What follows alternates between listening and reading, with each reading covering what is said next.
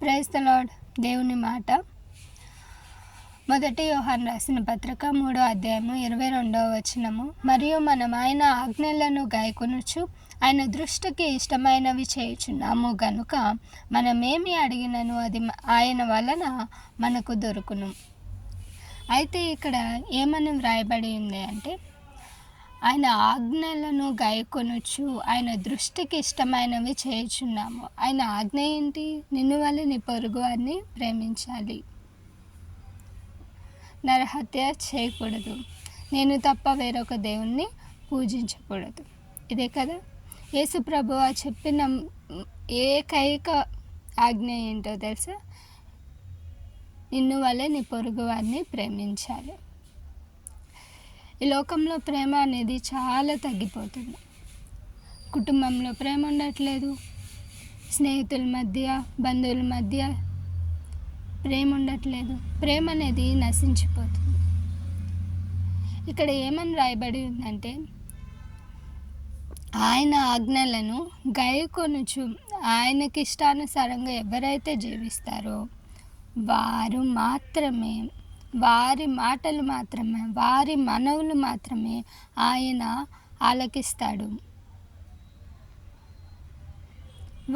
అట్టివారు ఏదైనా అడిగినా, ఆయన చిత్తానుసారంగా ఏదైనా అడిగినా సరే ఆయన ఖచ్చితంగా ఇస్తాడు.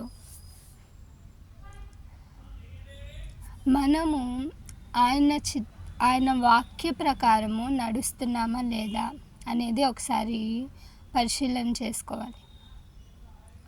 మనలో ఏది ఆయనకి అడ్డుగా ఉంది? మన కోపమా, ద్వేషించే మనసా, ప్రేమ లేని హృదయమా? ఒకసారి పరిశీలన చేసుకోవాలి.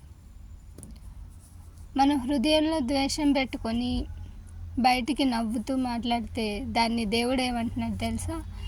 వేషధారణ. అది మనలో ఉన్నట్లయితే నీ ప్రార్థనలు దేవుని సన్నిధికి ఖచ్చితంగా చేరవు. నీ లోపల ప్రేమ ఉండాలి, బయటికి అది కనిపించాలి.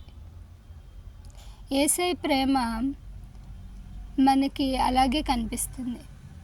ఆయన మనల్ని ఎంతగానో ప్రేమిస్తున్నాడు. ఇంకా మన కోసం పరలోక రాజ్యంలో ఇంకా మన తరపున తండ్రికి మొర పెడుతూనే ఉన్నాడు. అది నిజమైన ప్రేమ. ఆ ప్రేమ మనం కలిగి ఉండాలి. అది లేకపోతే నువ్వెన్ని అడిగినా నీకు అది దొరకదు. ముందు నువ్వు దేవుణ్ణి విశ్వసించాలి, ఆయన యందు నమ్మిక ఉంచాలి. ఎన్ని కష్టాలు వచ్చినా సరే నా దేవుడు నాకు తోడున్నాడని ఆయన మీద ఆధారపడాలి. ఆయన ఆజ్ఞలను ప్రతి క్షణము గాయకుంటూ, ప్రతి క్షణం ఆయన ఆజ్ఞల ప్రకారం నడుచుకుంటూ వెళ్ళాలి. నీలో కోపం ఉందా? విడిచిపెట్టు దేవుని కోసం. నీలో గర్వం ఉందా? విడిచిపెట్టు దేవుని కోసం. నీలో అసూయ ఉందా? విడిచిపెట్టు దేవుని కోసం. ఎప్పుడైతే నువ్వు దేవుని కొరకు తగ్గింపు జీవితాన్ని జీవిస్తావో, ప్రతి దాన్ని నువ్వు విడిచిపెడుతూ వస్తూ ఉంటావో, అప్పుడు నువ్వు అన్నీ పొందుకుంటావు. నువ్వు ఏదైతే అడిగావో, ఏది నీకు క్షేమమో అవి నీకు దేవుడు ఖచ్చితంగా దయచేస్తాడు. ఒకవేళ నువ్వు గనక నీలోవి వదులుకోకుండా దేవుని కోసం ఎన్ని అడిగినా అది ఆయన మనకి దయచేయడు.